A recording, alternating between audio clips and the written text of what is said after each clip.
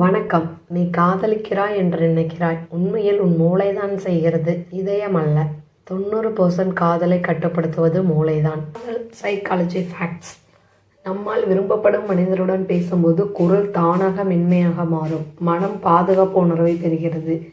நீண்ட நேரம் கண் தொடர்ந்து பார்த்தால் ஈர்ப்பு வேகமாக அதிகரிக்கும். பழக்கமான முகங்களையே மூளை நம்புவதற்குரியதாக நினைக்கும். அதனால் ஒரே மாதிரி மனிதர்களிடம் மீண்டும் காதல் ஏற்படும். சிறிய அளவு பொறாமை உறவை வலுப்படுத்தும். அதிகமானால் அது விஷமாகும். தினசரி சிறிய உரையாடல் உறவை நீண்ட காலம் வைத்திருக்கும். பெரிய உரையாடலை விட இது முக்கியம். சேர்ந்து சிரிக்கும் ஜோடிகள் அதிக நாட்கள் இணைந்தே இருப்பார்கள். இரவு நேர பேச்சுக்களில் உணர்ச்சிகள் ஆழமாக வெளிப்படும். மனம் உணர்ச்சி வீசப்பட அதிகமான வாய்ப்பு உண்டு. ஒருவரின் பெயரை கேட்டவுடன் சிரிப்பு வந்தால் அது உண்மையான பாசத்தின் அறிகுறி. கைகளை பிடித்தல் போன்ற தொடுதல் மன அழுத்தத்தை குறைத்து அமைதியை தரும். புரிந்து கொள்ளப்படுகிறோம் என்ற உணர்வே காதலின் மிகப்பெரிய காரணம்.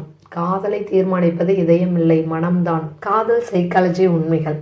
ஒருவரை மறக்க முடியவில்லை என்றால் அது காதல் இல்லை, மூளை பழக்கத்தை விட்டு மறுக்கிறது. ஒரே மாதிரி மெசேஜ் நேரம் வந்தால் நாமே எதிர்பார்க்க ஆரம்பிச்சு விடுவோம். அதுதான் அட்டாச்மெண்ட் ஆரம்பம். பேச காரணம் தேட ஆரம்பித்தால் உணர்ச்சி ஏற்கனவே ஆரம்பித்து விட்டது. ஆன்லைனில் வந்தாரா என்று பார்க்கும் பழக்கம் எமோஷனல் டிபெண்டன்சி சைன். பிடித்தவரின் குணங்களை கூட அழகாக தோன்றும் பிரைன் டோபமைன் காரணம்.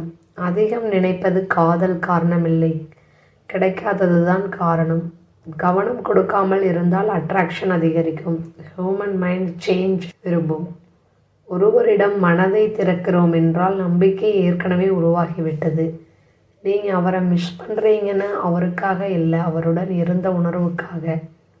உண்மையான காதல் அமைதி தரும், பதட்டம் அல்ல.